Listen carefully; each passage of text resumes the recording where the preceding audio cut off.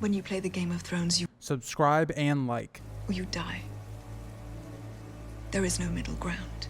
Welcome back to the Grease Goblins YouTube channel. Today's video, we're going to be talking about the possibility of Sansa and Aegon marrying in either the Winds of Winter or A Dream of Spring. And this has been prompted by a theory I've really yet to cover on this channel. It's been brought up a couple times in stream, but I had never really had the time to go through and look at the theory.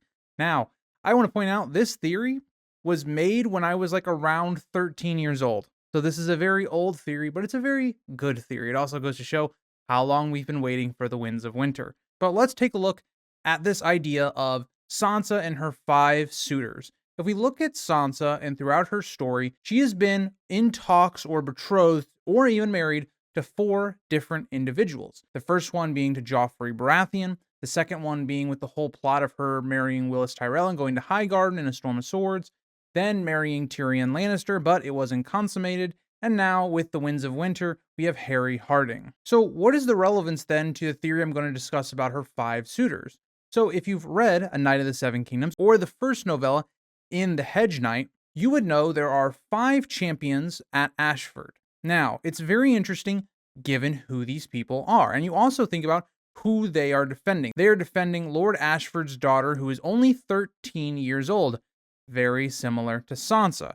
And it gets even more interesting. Now, I will say this. There is one name that very much stands out in terms of, okay, there's a lot of High Lords in both Sansa's suitors and then also then the champions, which makes sense, right? They're the most powerful people in Westeros, all that kind of stuff. Sansa is someone you definitely want to get married into your family, right? She is a Stark, right? She's the oldest daughter of House Stark. But then also, when you think about when Robb dies, Sansa becomes very desirable because she is the key to the North in a lot of people's eyes, because people don't know that Bran and Rickon are actually alive. So let's look at this theory and go through it. So looking at the champions for Lady Ashford, she has Lionel Baratheon. Once again, you would go with Joffrey Baratheon being Sansa's first suitor. You have Leo Tyrell, which for Sansa would be Willis Tyrell. You then have Tybalt Lannister, which would be Tyrion Lannister for Sansa. And then the fourth one, which is the most interesting of all of them, is Humphrey Harding, or for Sansa, Harry the Heir. That is a very big, striking one because House Harding is not one of the most powerful houses in Westeros, any of that. It is very on the nose that George writes a 13-year-old girl, similar to Sansa, and then giving her all of these champions that Sansa likely will have as suitors, especially the first 4 anyway. But we get to the 5th one, and that's where everything gets very interesting. Because the 5th champion is Prince Valar Targaryen. And, well, we know in the main story, there's only a handful of Targaryens left. And some of them are not confirmed, and we don't even know if they even are a Targaryen. So Daenerys is our only actual confirmed Targaryen at the moment. And we have Young Griff, who I believe is a Blackfyre, but could also be a Targaryen. We don't know.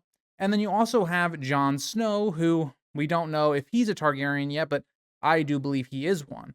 So we have to then figure out, okay, well, you just said Young Griff could be the person that Sansa is marrying, or at least is going to be in talks to marry to become a suitor. And the thing is that I want to point out is, remember when I said Joffrey Baratheon and compared to Lionel Baratheon? It doesn't necessarily matter if they actually are a Baratheon. Joffrey is not a Baratheon, he's a Lannister. But Joffrey has the name Baratheon, and so would Young Griff. If he's going to say he's Aegon Targaryen, he would have the Targaryen name. So that is the overarching theory of this, is that because of the way that George has foreshadowed Ashford Meadow and the tourney that happened there in the Champions, that Sansa will have her 5th champion being Aegon Targaryen. Some have said maybe this is Jon. I could talk about that in another video, but I really hate any theories with Jon and Sansa or Jon and Arya together. I just think that's really weird. Given that they grew up as siblings, all that kind of stuff, and I know Jon and Sansa were not close, but still, it would be really weird in my opinion, and I really don't like that idea. So let's then transition to Sansa and Young Griff. Now, there's one really important part of this that we got to discuss before we get to Young Griff and Sansa. So the first of those needs to be, okay, well, if she's going to have a 5th suitor, what's going to happen to Harry the Heir? I've talked about this at length. I don't think Harry the Heir is going to marry Sansa. I think a combination of things is going to happen in which you think about what Littlefinger tells Sansa, that you're going to marry Harry the Heir, manipulate him, all this kind of stuff to back you and retake the North. When do stated plans, especially by Littlefinger, ever work out that way? They just don't. And so when you even think about the foreshadowing that happens during the Hedge Knight, and we even think about Humphrey Harding, like Humphrey Harding dies in the trial of 7 during the tourney. So would that mean that Harry the Heir is also going to die? Is that some more foreshadowing? I think it likely could be. There's a number of ways that we could see this happening. Maybe it's something similar where there's a quote unquote accident in a tourney that is not new to A Song of Ice and Fire at all. And that could maybe be how it happens. To again call back to A Knight of the Seven Kingdoms, could Littlefinger poison him? There's a number of ways Harry the Heir could die. I just think that when you think about Littlefinger and what he's trying to do, if he gives up Sansa to Harry the Heir, he loses all of his power. So that's a really big key point to all of this. So let's say Harry the Heir dies, or he's out of the picture for some reason. Sansa is now once again an available candidate. Sansa is now an available candidate to marry. And the way this theory goes is that Sansa maybe looks to Aegon, or maybe Littlefinger pushes Sansa to Aegon. Some way the two maybe meet each other, and this is where we start the 5th suitor plotline. Now, my problem with this theory is think about everything that would have to happen for this to work out kind of well. Because we have the whole Vale plot right now going on with whatever happens between Sansa and Harry. That's going to take up probably a significant amount of time of Winds of Winter, and also Sansa trying to maybe get away from Littlefinger, unraveling the secrets behind that, and Sansa eventually taking out Littlefinger. So the real question is then, do we have the time for Sansa to then meet with Young Griff, and then also to then start this next suitor plotline? And that's the problem that I come with this theory, is that especially when we already have a viable candidate to marry Young Griff who's already going to him, and we've already established a whole plot line of Arianne, especially even in her introduction of being able to manipulate men, all of those things, like her plot line seems much more natural, even though if Aegon actually is a legit Targaryen, he would be part Martell, it would be a bit incesty. I think it makes more sense given Arianne as a character. Like Sansa at this point is still trying to navigate how to manipulate men, all that kind of stuff. She's still trying to be in the infancy phases of someone like Arianne in the way that she goes about those things. And so I just think that when you think about where Sansa's going to be by the end of the book, I think that either way, Sansa will hopefully be done with the whole Littlefinger plot, will be having the Vale to some degree marshaling and either backing the North or doing something along those lines. If you believe that Young Griff and Sansa are going to get together, it does make sense from the point of view that if Young Griff, at this point, being backed by Varys, he has Edric Storm, he has Tyrek Lannister, he has some control over the realm, but the parts that he doesn't are the Vale, the North, and then the Riverlands. It makes sense that he would want to marry Sansa because that would then unify the realm under his banner. The problem is going to become, do we really want to repeat this plot again? I just think it keeps getting repetitive if every single plot line with Sansa is, okay, you're going to marry this guy. Oops, something doesn't go well. All right, now you're going to marry this guy.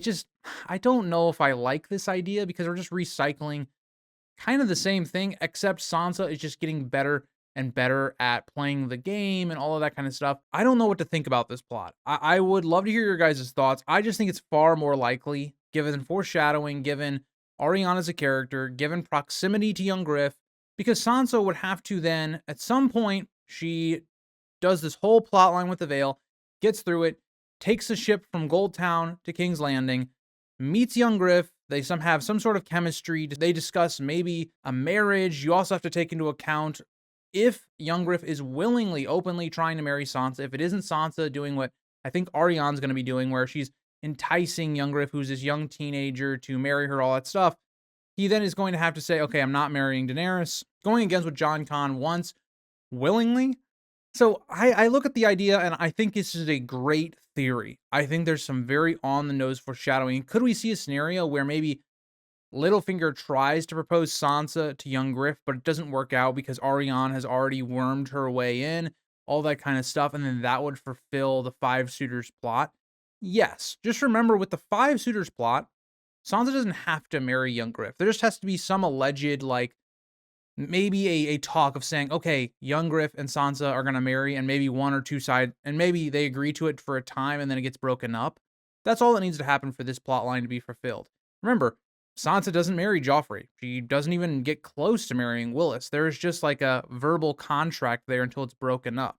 The Tyrion one is the only one where she actually marries, and then that one's not consummated. And right now, the Harry the Heir stuff, in terms of canon material right now, Winds of Winter sample chapters could change. Sansa hasn't even met Harry the Heir yet. Like in the Winds of Winter sample chapter, she does, of course, but that could change. So that's where I'm at this point where it's like the five suitors plot doesn't necessarily have to be a concrete thing that Sansa gets in bed with Aegon. Doesn't have to be that. But thank you guys all for watching. I'd love to hear your guys' thoughts on this whole plot line, this whole theory. I haven't talked about it before, so if there's extra things you would like to discuss in the comments, feel free to leave them down in the comments, and I'll see you guys all in the next one. Bye, guys.